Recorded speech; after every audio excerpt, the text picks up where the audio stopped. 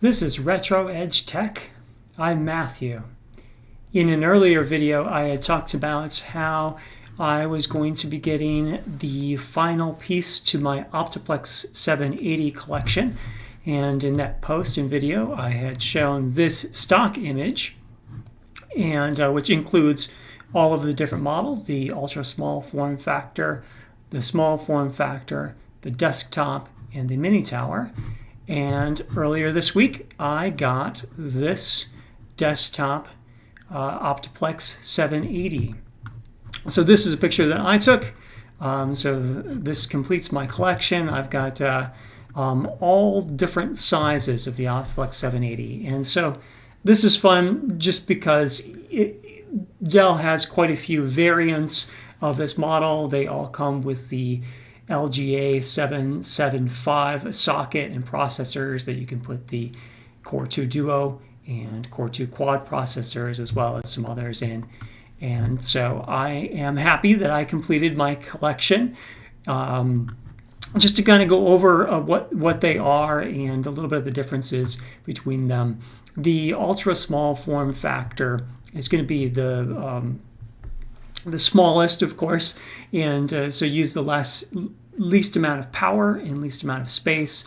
The drive bay in there is a 2.5-inch drive bay, where the drive bays for all of the other ones are 3.5-inch drives. The Optiplex 780 for the ultra small form factor has 2 memory slots, while all of the other 3 have 4 memory slots. So the smallest one can have a total of 8 gigabytes of memory, and the other 3 have 16 gigabytes of memory, with the largest DDR3 module of 4 gigabytes for each module.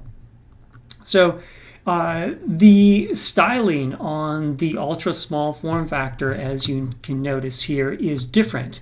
It has the newer styling, where the other ones, the 3 larger ones, have the previous styling. And this styling had been in effect, I think, since the Optiplex GX620. So the styling is quite old. Dell has used it for a long time, and then this model is what the newer ones with the Optiplex 790 and newer uses. So you can kind of see that the Optiplex 780 splits that. It has some of both styling in its run. And my guess is that these 3 larger ones were introduced earlier, and then this one came out later after these had already been on the market. That's just a guess on my part, though. So what am I going to be using these for? As you may know, if you've watched some of my other videos, I'm really into Linux, and one of my goals is to split up my server applications so that instead of them all running on one big server, that I split them up so that each application is on its own machine. I'm probably going to be using some of these Optiplex 780s to do that. For power consumption, the ultra small form factor would be the best because it's going to use the least power.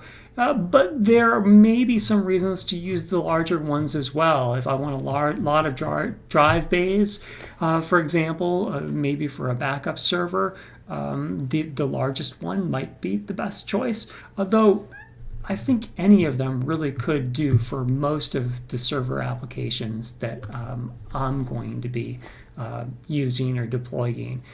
Even the more limited 8 gigabytes of memory for the ultra small form factor will be just fine for most of the server apps that I deploy in my own business and that I'll probably be playing around with, because the number of users, of course, is very small, just for me and my family, and my business is just me. It's not a huge organization, not lots of employees or anything like that.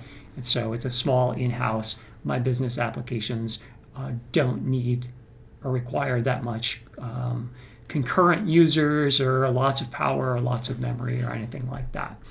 So I'm going to be playing around with them and installing Linux server on them. I'm probably going to be using Alpine Linux, also trying out CentOS and a few other different server Linux. So server Linux will not have the graphical user interface, a GUI as they say.